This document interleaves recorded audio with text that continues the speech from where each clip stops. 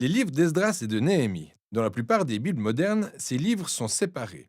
Mais cette division s'est produite bien longtemps après qu'il ait été écrit, car à l'origine c'était un seul ouvrage rédigé par un seul auteur. L'histoire se déroule après la destruction de Jérusalem et son temple par les Babyloniens, qui ont exilé un nombre important de personnes. Ce livre raconte ce qui s'est passé environ 50 ans plus tard, lors du retour de certains Israélites à Jérusalem qui prenaient des initiatives pour reconstruire la ville et refaire leur vie. Il met l'accent de manière spécifique sur trois leaders clés portant la responsabilité des efforts de reconstruction. Ce sont Zorobabel, suivi d'Esdras et ensuite de Néhémie. La conception du livre souligne les efforts de chacun de ses dirigeants. Zorobabel ramène un important groupe de personnes à Jérusalem pour reconstruire le temple. Et environ 60 ans plus tard, Esdras arrive à Jérusalem pour enseigner la Torah et rebâtir la communauté. Il est suivi par Néhémie qui dirige la reconstruction des remparts de Jérusalem. Ces trois histoires ont des structures parallèles. Elles débutent toutes avec Dieu qui incite le roi de Perse à mandater un leader à Jérusalem en pourvoyant aux ressources et soutiens nécessaires. Ensuite, chaque leader rencontre une vive opposition à son projet qu'il réussit à surmonter, mais dans des circonstances qui génèrent une sorte de consternation dans chacune des trois parties. Prenons un peu de recul pour voir comment tout se déroule. L'histoire commence donc par un décret de Cyrus, roi de Perse. Il est poussé par Dieu à autoriser les exilés à rentrer chez eux à Jérusalem et reconstruire le temple. Ce qui accomplit, explique l'auteur, la parole prononcée par le prophète Jérémie selon laquelle les exilés reviendraient un jour à Jérusalem. Un accomplissement qui devrait raviver nos espoirs quant aux autres promesses prophétiques annonçant que l'histoire d'Israël ne s'arrêterait pas avec l'exil. On nourrit aussi l'espoir de voir le futur roi messianique issu de la lignée de David et celui d'un temple rebâti où la présence de Dieu demeurera au milieu de son peuple. Sans oublier l'espoir de l'avènement du royaume de Dieu sur toutes les nations avec sa bénédiction qui en découle comme promis à Abraham. C'est donc le cœur plein d'espoir que nous plongeons dans l'histoire de Zorobabel.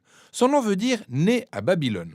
Il représente la génération née en captivité à Babylone et il conduit une vague d'Israélites de retour à Jérusalem. Une fois installé, il commence par rebâtir l'autel des offrandes et sacrifices avant de faire pareil pour le temple lui-même. Il s'occupe ensuite de la cérémonie de la pose de la première pierre et de la consécration finale du temple qui sont des moments clés en nous remémorant les histoires concernant le tabernacle et la consécration du temple, où la nuée ardente de la présence de Dieu descendait à la vue de tous pour résider parmi son peuple. C'est ce qui est censé se reproduire, mais là, rien ne se passe.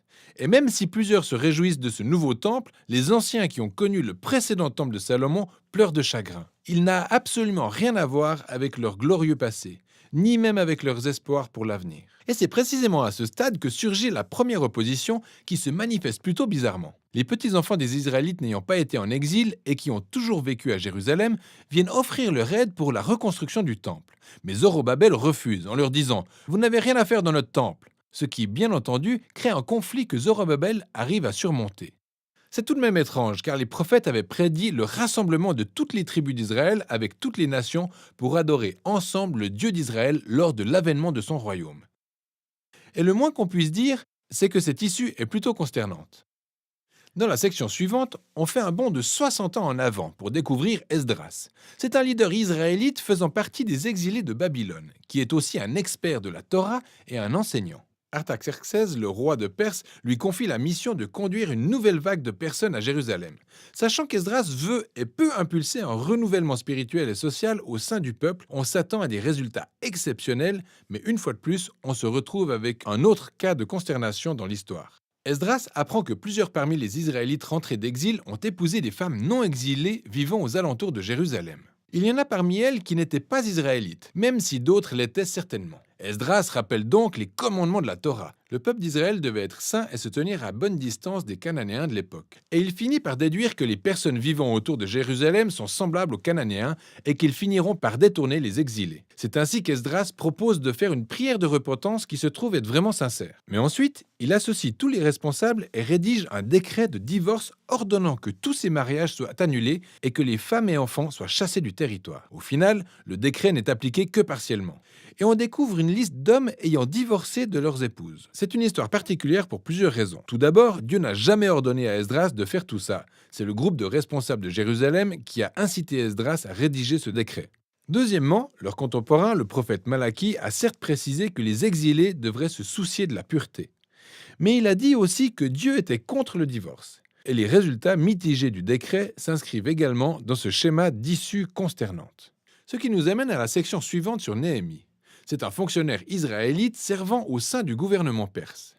Lorsqu'il apprend l'état de ruine des remparts de Jérusalem, il se met à prier et obtient l'autorisation du roi perse Artaxerxès d'aller reconstruire les remparts. Le roi lui offre même une escorte militaire et d'importantes ressources. Et une fois arrivé à Jérusalem, il lance le projet de construction et lui aussi rencontre une vive opposition de la part des personnes qui vivaient déjà aux alentours de Jérusalem. Nous voilà une fois de plus face à un autre antagonisme de l'histoire. Selon le prophète Zacharie, un autre contemporain, la nouvelle Jérusalem du royaume de Dieu devait être une ville sans rempart, car la présence de Dieu l'entourerait et des personnes de toutes les nations viendraient faire partie du peuple de l'Alliance. Cependant, la vision de Néhémie semblait aller dans le sens opposé. Il dit au peuple environnant qu'ils n'ont rien à faire à Jérusalem. Et bien évidemment, sa réaction provoque leur hostilité. Donc, pendant que Néhémie travaille avec intégrité et courage à matérialiser sa vision pour la ville, lui et son équipe doivent rebâtir les murailles sous la protection d'une garde armée. Il convient donc de se demander si ce conflit aurait pu être géré différemment. Ce qui nous conduit à la conclusion du livre en deux phases.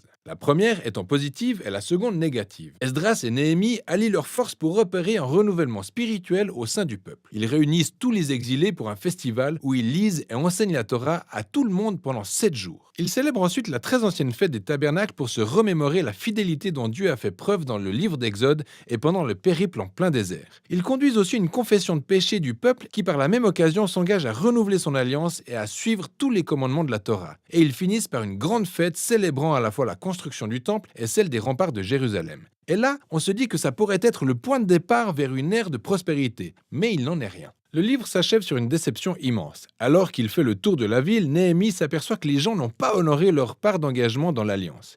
Il réalise que le travail de Zorobabel n'aura finalement servi à rien en voyant comment le temple est négligé et géré par un tas de personnes sous-qualifiées. Il découvre aussi que le travail d'Esdras est mis à rude épreuve quand il comprend que tout le monde viole la Torah, que les gens travaillent le jour du sabbat. Même que son propre travail sur les murailles est menacé, car les gens disposent des commerces autour des remparts de Jérusalem et font des transactions le jour du sabbat. C'en est trop. Néhémie s'en prend violemment à tous ces gens. Il se met à battre certains, il leur arrache les cheveux et hurle « Obéissez au commandement de la Torah !» Et ces derniers mots sont une prière demandant à Dieu de se souvenir de lui, car il aura au moins essayé et le livre s'achève. Plutôt étrange, mais avouez qu'on s'y attendait au final. Ces sources successives de consternation ont soigneusement été intégrées à la structure du livre. Ce qui soulève la question suivante. En quoi ce livre contribue-t-il au récit de la Bible ? Eh bien, rappelez-vous que le livre a commencé par susciter en nous l'espoir par rapport aux promesses prophétiques sur le Messie, le temple et le royaume de Dieu. Mais on n'a rien vu de tout ça. Car bien que le peuple d'Israël soit désormais de retour sur leur terre, leur condition spirituelle reste la même qu'avant l'exil. Même si Esdras et Néhémie font de leur mieux, leurs réformes politiques et sociales au sein de la population sont incapables de traiter les questions fondamentales de leur cœur. Le livre attire donc l'attention sur le même besoin relevé par les prophètes Jérémie et Ézéchiel.